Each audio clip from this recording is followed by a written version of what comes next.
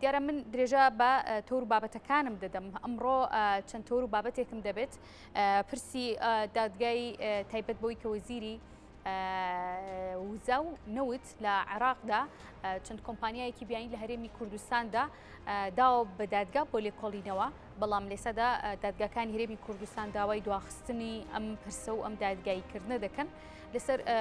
کۆی بابەتەکە لە ڕووی ئابووری و لە ڕووی سیاسی و کاریگەریەکانی ئەم کۆمپانیانە گەر بگرێن بە دادگا کاریگەری چێبێت لەسەر ئابووری و دارایی و سیاست هەرێمی کوردستان من میوانێک دەبێت گفتوگۆ زیاتری لەگەڵدا دەکەم بەڕێز دکتۆر نوزاد نەجید کە بەڕێزیان مامۆستای زانکۆن ڕاستەوخۆ لە هەولێر و میوانی من دەبن دکتۆر سپاس بۆ ئامادەبوونی سەرنجی جەنابتان لەسەر ئەم پرسە چییە و کاریگەری چی دەبێت گەر ئەم کۆمپانیانە بدرێن بە دادگا چ کاریگەریەک دروستەکە لە ڕووی دارایی و لە ڕووی سیاستەوە لە هەرێمی کوردستانە. بەڵێ سڵاو لە ئێوە و سڵاو لە بینەرانی کورساتی خۆشەویست و تایبەت بەرنامەی تایەک هیوادارم سەرکەوتوو بن. وا دیارە لە بڕیارێکی دادگای لێکۆڵینەوەی هەولێر کە دوێنێ پێنجی حوزەیران داوای دواخستنی بڕیارەکەی دادگای فیدرالی عێراق کراوەوە ئەم بڕیارە داوا دواخستنە لە بەرمەبنای ئەوە دێکە لە 95 دادگای فیدرالی عێراق چەند کۆمپانیایەکی نێودەوڵەتی نەوت و غازی داوە بە دادگا لەسەر داواکاری و ڕاستپاردەی وەزیری نەوتی عێراق کە کۆمپانیاکان بە نایاسایی وەسف دەکات و دادگای لێکۆڵینەوەی هەولێریش داوای دواخستنی دەکات بەڵام تەنها داواکردنی دواخستنی ئەم بڕیارە یا ڕەتکردنەوەی یا بە هەر دەستەواژەیەکی تر دژی بڕیارەکانی دادگای فیدرالی عێراقی ئامانج و سوودێکی نابی بە هەرێمی کوردستان بشتێتەوە بەڕاستی ئێمە دەبێت لە ڕووە سیاسیەکەەوە زیاتر هەوڵ بدەین لەگەر کوتلە سیاسی و لەگەر ئەحزابە سیاسیەکانی عێراق هەوڵ بدەین چاوپۆشی لە هەندێک بڕگە و بابەتی کۆمپانیا نەوتیەکان و داهاتی هەرێمی کوردستان بدرێ بۆیە ناکرێ ئێمە بە هەمان دەستەواژەی سیاسی یا بە هەمان دەستەوازەی یاسایی ئێمە بڕیارەکانی دادگای فیدرالی عێراق ڕەت بکەینەوە بۆیە دەبێ دەرچەی تر بدۆزینەوە بۆیە دەبێ بە شێوازی تر هەوڵ بدەین ئەم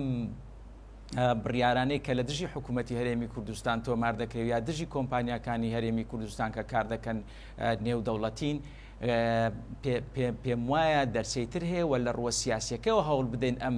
یاسایانە ڕاگیر بکرێن یا دوا بخرێن یا هەڕەت بکرێن و بخەوێنرێن. ئەگەر ئەم بڕیارە جێبەجێ بکرێت کە بەشێک لە کۆمپانیا نێودەوڵەتەکانی نەوت و غازی نێودەوڵەتین کە لە هەرێمی کوردستان کار دەکەن بدرێنە دادگایە تووشی لێپێچینەوە ببن هەرێمی کوردستان تووشی قەیرانێکی قوڵتری دارایی دەبێەوە ڕەنگە سەرچاوی فرۆشتنی نەوتی زۆر لە دەستبیانیەکان لە هەرێمی کوردستان ئەیکەن تایسە کارەکانیان چۆن هەڵە سەنگێنن دادگای فیدرالی یاخود دادگای کەرخ کە دادگایەکی بازرگانیە بڕیارێکی لەم جۆرە بۆچی دەرەکات لە بەرامبەر ئەو کۆمپانیانەیە. ئێمە حکوومەتە یەک لە دواییەکەکانی عێراق هەمووی لە دژی هەرێمی کوردستان و لە دژی نەتەوەی کورد کاری کردووەوە هەر کاتێک ئەو حکوومەتەیەک لە دوایەکانی عێراق توانا و دەسەڵاتی سیاسی یا ئابووری یا عسکەری سەربازی هەبوو بێ پەلاماری هەرێمی کوردستان و میلەتی کوردی داوە خۆ ئەگەر ئێمە لە بە بڕیارەکەی دادگای لێکۆڵینەوەی هەولێر دابچینەوە لە ناوەڕۆکی بڕیارەکە ئاماژە بۆ دەکا کە حکوومەتی عێراق ناتوانێت لە ڕووە یاساییەکەی بە قانونی عێراقی بتوانێت سکاڵای یاسایی و مەدەنی لەسەر کۆمپانیاکانی نەوتی هەرێمی کوردستان کە کار دەکەن کە کۆمپانیای نێودەوڵەتین تۆمار بکە بەڵام لە من پرسیارێک دەکەم بە پێی هەموو عورف و عادەت و هەموو ئایدیا و دینێکی سەمائی و ئەرزی میلەتی کورد توانای خۆبەڕێوەبردننی هەیە و پێی ڕەوا نابینن کورد ببێتە دەوڵەت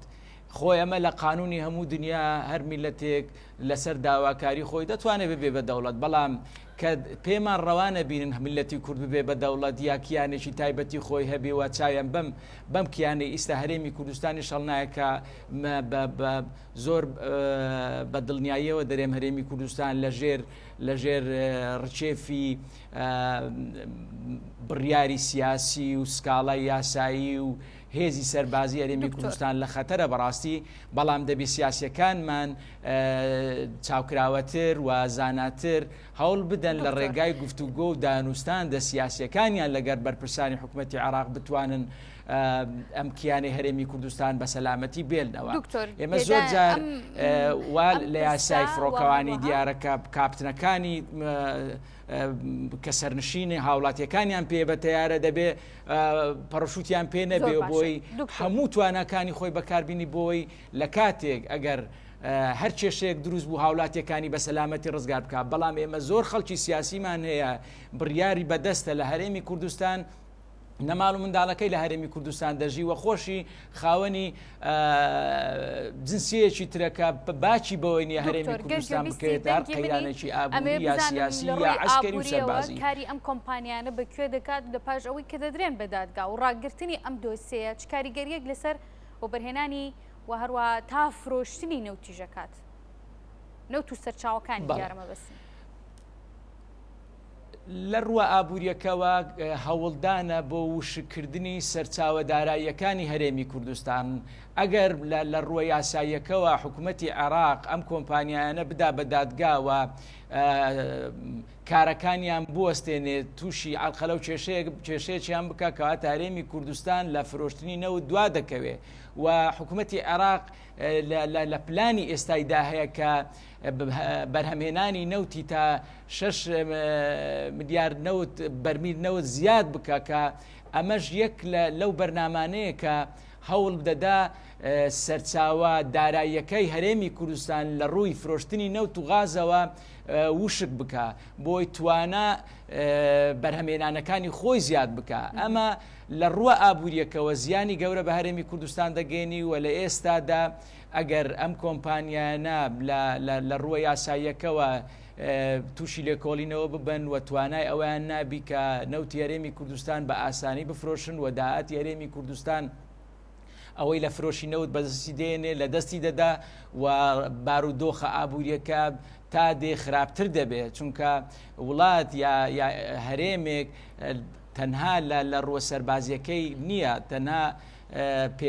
پێگە و پێگەکانی کە دەوڵەت بوون و یا خۆبەڕێوەبردن ئابوووریەکەی سەرچاوی ئەمڕۆ نرخی نەوت بەرز بۆتەوە نرخی سوتەمەنی بە شێوەیەکی گشتی بەرز بۆتەوە لە نێویشاندا نرخینەوەت و لە ماوەکەی ڕابردوشدا زۆر لە نێو پەرلەمانی عێراقەوەمە بیسرە کە زیادەی داهات لە نەوت و سەرچاوەکانی و مشتەقاتەکانیدا ناگەڕێتەوە یاخود بە شەفافی کاری پێ ناکرێت لەسەر پرسی زیادکردنی ئەم داهاتانە و هەروەها ئەو زیادانەی کە لە نەوت و سەرچاوەکانیدا هەیە ئێوە تێبینیتان چییە؟ پێتان وایە حکوومەتی هێرێم توانی بێتی بە شێوەیەکی باش ئیداری ئەم داهاتانە بکە؟ ئێمە کێشەکەمان لەگەر حکوومەتی عێراق و ئەو کێشە و گرفتانەی کە لە نێوان حکوومەتی هەرێمی کوردستان و حکوومەتی عێراق ئەوەیە کە جۆرێک لە ناشەفافی فرۆشتنی نەوت بەدی دەکرێت و ڕەنگە فرۆشتنی نەوت لە هەرێمی کوردستان جیاواز بی لەگەر فرۆشتنی نەوت لە حکوومەتی عێراقی فیدراالەوە لە ڕووە نرخەکەیەوە چونکە خۆتان دەزانن هەرێمی کوردستان وڵاتێکی سربەخۆنیە وەکیانێکی سربەخۆنیە ڕەنگە نرخی فرۆشتنی نەوت لە هەرێمی کوردستان زۆر کەمترە لە حکوومەتی عێراقی فیدرال وە کۆمپانیاکانی نەوتی بەرهەمهێنی نەوت لە کوردستان زیاتر لە ڕووە ناقانونیەکەوە هەرێمی کوردستانیان کردوتە بارودۆخێکی خراپ بۆ ئەوەی زیاتر داهات بەدەست بێنن و زیاتر تێچووی نەوت لەسەر کۆمپانیاکە و لەسەر حکوومەتی هەرێمی کوردستان حیساب بکەن و ئەمەش لە قازانجی کۆمپانیاکانی نەوت و غاز دەشتێتەوە کە لە هەرێمی کوردستان کار دەکەن. ئێمە ئەوە لە بیر نەکەن حکوومەتی عێراق هەر کاتێک توانە و دەسەڵاتی هەبوو بێ لە ڕووە سەربازیەکەوە یا لە ڕووە سیاسیەکەوە یا لە ڕووە دەستوری و دادگایی و یاساییەوە حکوومەتی هەرێمی کوردستانی تووشی عەرقەلە کردووە، تووشی کێشە کردووە. بۆیە ئێمە سیاسیەکانمان لە ئێستادا ناوماڵی خۆمان ڕێک بخەینەوە بۆی حکوومەتی عێراق بە ئاسانی نەتوانێت دەستی بگەێنێتە وشکردنی سەرچاوە سەرچاوە و داهاتەکانی هەرێمی کوردستان. و دواپرسیارم لەسەر دکتۆر دواپرسیارم لەسەر پشکی کۆمپانیەکانی تایبەت بە دەرهێنانی نەوت و هەروە گەڕانەوەی داهاتەکان بۆ غەزێنەی حکوومەت. ئێوە تێبینیتان لەسەرم بابەتە چێ زۆر باز لەوە دەکرێت کە ئەو داهاتی یاخود ئەو پشکی کە دەدرێت بۆ کۆمپانیەکان زۆر زیاترە لە ستانداردی جیهانی؟ بەڵێ وەکو ئاماژەم پێکرد ئەو بەشە تێچوویە ئەو نرخەی کە دەدێتە کۆمپانیا بیانیەکانی نەوت و غاز کە لە هەرێمی کوردستان زیاد کار دەکەن زۆر زیاترە لەوەی کە لە حکوومەتی عێراق کار دەکەن. ئەمەش بۆ ئەوە دەگەڕێتەوە حکوومەتی هەرێمی کوردستان دەرچەیەکی قانونی و یاسایی تۆکمەی وەکو حکوومەتی عێراق نییەوە. هەرێمی کوردستان وڵاتێکی و کیانێکی سربەخۆی نییە کە ناتوانێ زۆر بە ئاسانی لە ڕێگای سنوورەکان و لە ڕێگای بۆڕی نەوتەکانەوە نەوتەکانی خۆی بفرۆشی. ئێمە دەزانین هەندێکمان لە ڕووی تەنکەرەوە دەڕوا بەرە و وڵاتەکانی دراوسێ، بەڵام لە ڕووە قانونیەکەوە زۆر جار ئەم باخیرە نەوتیانەی کە هەرێمی کوردستان دەینێری تووشی کێشەی یاسایی دەبێت لە سنوورەکانی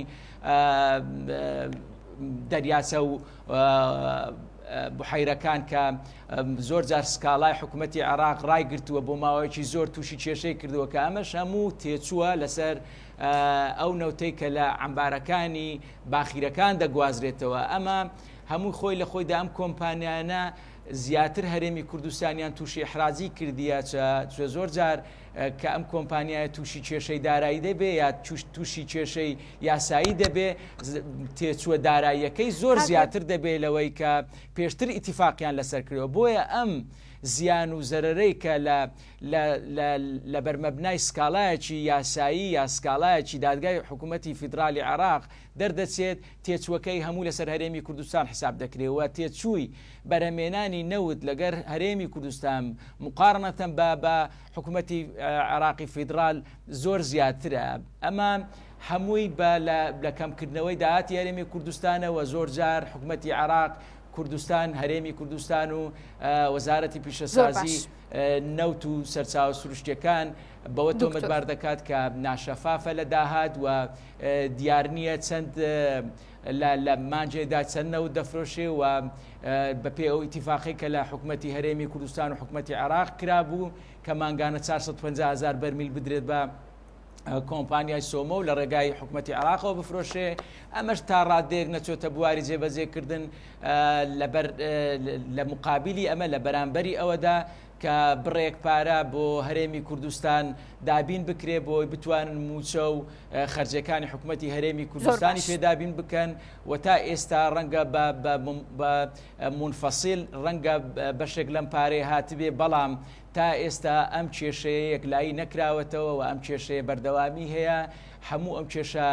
دارایی و یاسایی و سەربازیانەی کە لە نێوانی حکوومەتی هەرێمی کوردستان و حکوومەتی عێراقا تەنها زەرەر و زیانەکەی بەسەر هاوڵاتیانی کەم دەرامەت و موچەخۆر و خەڵکی هەژار دەشتێتەوە. بەڕاستی ئەوان زەرەرمەندی یەکەم دەبن کە ئێستا دەبینین نرخی بنزین زۆر بەرز بۆتەوە و کرێی پاسەکان کرێی گواستنەوە بەرز دەبێتەوە و هاوڵاتیانیش تەنها ئەرە و موچە و داهاتی تایبەتی خۆیانە کە زەرەری یەکەم لە کەمکردنەوەی نرخی دیناری عێراقی بەرامبەر بە دۆلار و کەمکردنەوەی موچە دواکەوتنی موچە. ئەمانە هەمووی کێشەی دارایی و ئابوورین بەسەر هاوڵاتیانی هەرێمی کوردستان و بە تایبەت موچە خۆرانی هەرێمی کوردستان دەشێتەوە. زۆر سپاس دەکەم کە لە تۆری بەرنامەکەمان میوان بووی بەڕێز دکتۆر نەوزاد مەجید کە بڕێزیان مامۆستای زانکۆ بوون لە هەولێرەوە ڕاستەخۆ میوانی ئێمە بوون. ماندوو نەبن.